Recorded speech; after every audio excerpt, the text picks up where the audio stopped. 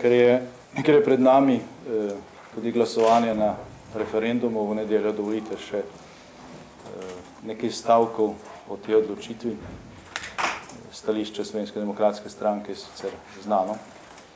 Zakon o malem delu smo skušali z aktivnostmi naše poslanske skupine, z našimi predlogi, amandmaji in tako naprej popraviti, vendar nam to v glavnem ni uspelo. Večina teh predlogov je bilo zavrnjeno.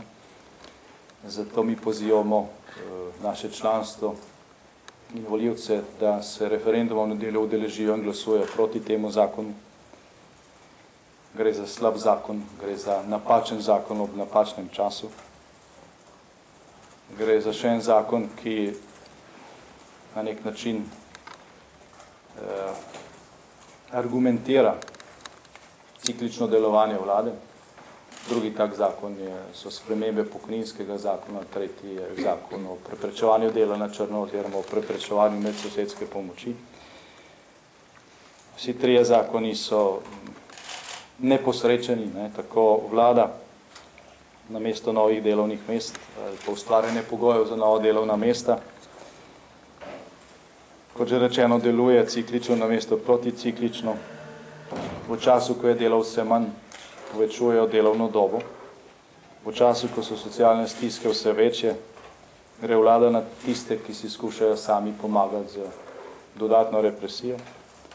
In v času, ko mladi vse težje študirajo, gre vlada na študentsko delo, ki ima sicer v naši ureditvi svoje pomanjkljivosti, ampak je v tem času pomemben socialni korektiv, ki preprečuje še večje socialno razslojevanje.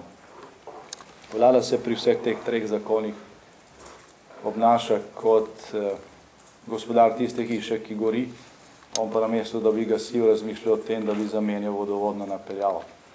Je morda res zastarana, ampak v tistem času nič ne pomaga, če zamenja, ker bo hiša pogorela. To je tudi temeljni razlog, da bo Slovenska demokratska stranka pač naredila vse, da se namesto teh rešitev, ki so predlagane v prihodnosti, predlagajo in uveljavijo nove. Številne predloge smo dali že ob obravnavi vseh teh treh zakonov, nič ni zaleglo. Zato je edina možnost, da dobi zakonodajalec novo priložnost za boljše rešitve, to, da ljudstvo zavrne te rešitve na referendum.